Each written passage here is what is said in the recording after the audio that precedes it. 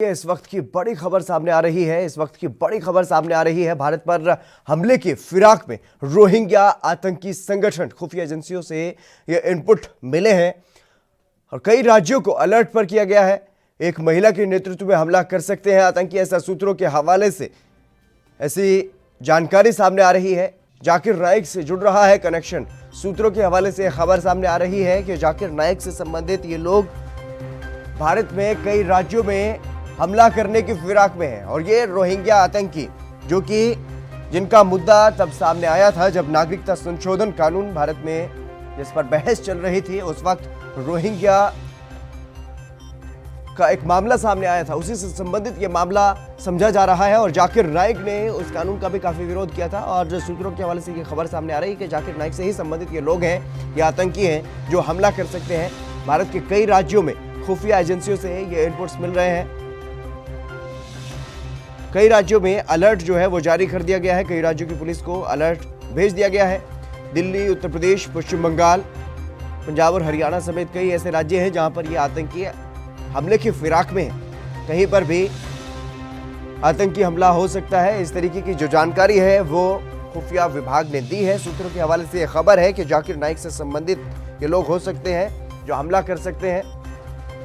भारत के कई राज्यों में अलर्ट जो है वो जारी कर दिया गया है।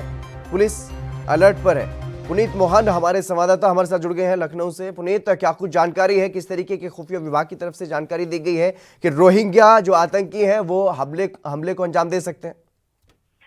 देखिए, रोहिंग्या आतंकी जो है वो भारत से हमले की फिराक में है और इसके लिए एक महिला का इस्तेमाल किया जा सकता है, ऐसी जानकारी खुफिया विभाग को मिली है जी। महिला को सुसाइड भीड़ में या किसी ऐसे स्थान पर जहां पर हजारों या सैकड़ों लोगों का जमावड़ा हो, वहां पर सुसाइड नंबर के रूप में इसको यूज किया जा सकता है, ऐसा इनपुट आईबी को मिला है। और उसके बाद कई स्टेट्स हैं जिनको अलर्ट किया गया है, जिसमें दिल्ली, यूपी, महाराष्ट्र सहित तमाम ऐसे स्टेट हैं जहां पर अलर्ट किया गया है और पुलिस को अलर्ट रहने को कहा गया है। जाकिर नाइक से कनेक्शन जोड़ा जा रहा है, इनका जाकिर नाइक से जुड़ा हो सकता है कनेक्शन। हालांकि आईबी से इनपुट मिलने के बाद ही सीधे तौर पर कई स्टेट की पुलिस अलर्ट हुई। जो आईबी के इनपुट्स हैं वो उन्होंने और तेजी से वर्क करना शुरू कर दिया है। लेकिन जिस तरीके से भारत ने आतंकवादियों को अपने निशाने पर रखा है और जिस तरीके से उनका दमन किया है और जिस तरीके से वो घुसपैठ की तैयारी कर रहे हैं, कहीं ना कहीं वो भारत को इंटरनल मामलों में सीमा पर से ध्यान भटकाने के लिए अब एक उनकी नई प्लानिंग है कि किसी भी राज्य में किसी भी तरीके का कुछ ऐसा काम किया जाए जिससे भारत का ध्यान सीमा पर से भटके और आतंकवादी सीमा के माध्यम से भारत में प्रवेश कर सके। उसके लिए तमाम प्रयास किए जा रहे हैं। लेकिन जिस तरीके से इनपुट मिला, एजेंसियां अलर्ट पर हैं और कई स्टेट को अलर्ट किया गया है जी। बिल्कुल, सूत्रों के हवाले से जो जानकारी सामने आई उसमें नेतृत्व की बात कही गई है महिला की। तो क्या एक महिला कई और लोगों को भी यहाँ पर गाइड कर रही है? क्या इस बारे में कोई जानकारी है कि उत्तर प्रदेश में कौन कौन सी ऐसी जगह है जहां पर टारगेट किया जा सकता है? देखिए, सीधे तौर पर जिस तरीके से ये इनपुट मिला है, एक महिला है और सोशल मीडिया पर ये एक ग्रुप चल रहा है जो खासा एक्टिव है और हालांकि उस ग्रुप पर आईबी की भी नजर है, लेकिन उस पर कोड वर्डिंग में काफी बातें होती हैं। देखिए, सोशल मीडिया इस सीएए और एनआरसी में भी जब पीएफआई ने दंगा भड़कवाया था तब भी सोशल मीडिया का अहम रोल था। कई ऐसे पोस्टर बनाकर वायरल किए जा रहे हैं, कई ऐसे पोस्ट डाले जा रहे हैं जिससे वाद विवाद हो और एक महिला को टारगेट करके पूरा काम करना है। और सूत्रों के हवाले से जानकारी मिल रही कि महिला कई और लोगों के भी टच में है, कई और महिलाओं को भी टच में है। लेकिन आईबी से जो इनपुट मिला है उसके बाद सारे स्टेट की जो अलर्ट है। अगर यूपी की बात करें तो राजधानी लखनऊ, कानपुर, प्रयागराज, वाराणसी, इन जगहों को हाई अलर्ट पर रखा गया है। इसके अलावा छोटे शहर और आने वाले जो फंक्शन हैं, चाहे वो 25 दिसंबर हो या अन्य जो भी आयोजन है, जिस जिस शहर में होने हैं वहां पर पुलिस को अलर्ट किया गया है कि खासा सुरक्षा बरती जाए जी। बिल्कुल पुनीत, क्योंकि जैसे कि आपने बताया कि जो महत्वपूर्ण दिन है, या 25 दिसंबर की बात करें या फिर नए साल की बात करें या हम अपना जो नेशनल जो त्यौहार है वो मनाते हैं उसकी बात करें, गणतंत्र दिवस, तो ऐसे में क्या कुछ जानकारी है कि किस दिन इस तरीके की जो हमले हैं वो उनको अंजाम देने की कोशिश में है आतंकी? देखिए 25 दिसंबर और 1 जनवरी का दिन सबसे अहम है।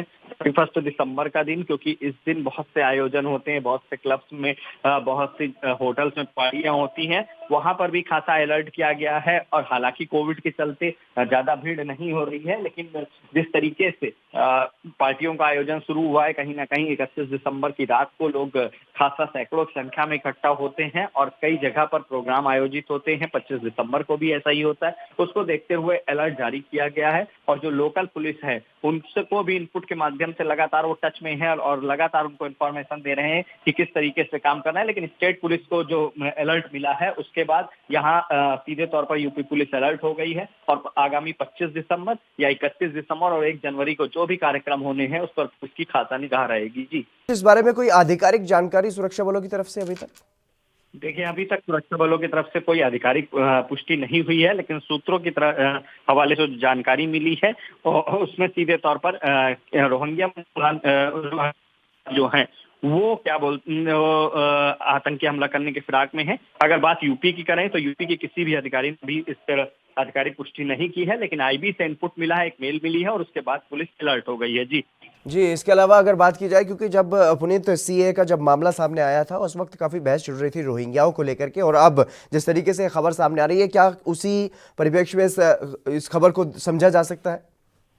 देखिए सीए और एनआरसी का जो विरोध प्रदर्शन चल रहा था वो कोविड के चलते कहीं ना कहीं स्टॉप हो गया था, लेकिन एक बार फिर से सोशल मीडिया पर पोस्ट चल रही हैं, पोस्टर डाले जा रहे हैं, आपत्तिजनक पोस्टर डाली जा रही हैं कि एक बार हमें फिर से धरना करना चाहिए, प्रदर्शन करना चाहिए। सीएए और एनआरसी का जो बवाल चल रहा था उसको एक बार फिर से भड़काने का पूरा प्रयास है और आह्वान किया जा रहा है लोगों से कि फिर से वो घर से निकले, चौराहे पर आए और प्रदर्शन करें। यहाँ तक उसमें लिखा है कि कोविड-19 सरकार का बहाना है, लेकिन इन सब पर पुलिस की नजर है और लगातार सोशल मीडिया जो है वो कार्यवाही कर रहा है। लेकिन ऐसे कई ग्रुप्स चल रहे हैं और एक टारगेट ये भी है कि इस तरीके के प्रदर्शन को करके फिर से एक बार आगजनी हो, फिर से एक बार तोड़फोड़ हो, फिर से एक बार जिस तरीके से सीए और एनआरसी के पिछले प्रदर्शन में कई मासूमों की जान गई थी, कई लोगों की जान गई थी, एक टारगेट ये भी है। लेकिन यूपी हालांकि पहले से इसको लेकर के अलर्ट रहा है, लेकिन अन्य प्रदेश जो हैं वो भी खासा अलर्ट पे हैं और विशेष तौर पर केंद्र की ओर से नजर रखी जा रही है ऐसी पोस्टों पर कि सीए और एनआरसी को लेकर के किसी भी तरीके का प्रोटेस्ट अब नहीं होना चाहिए। जी,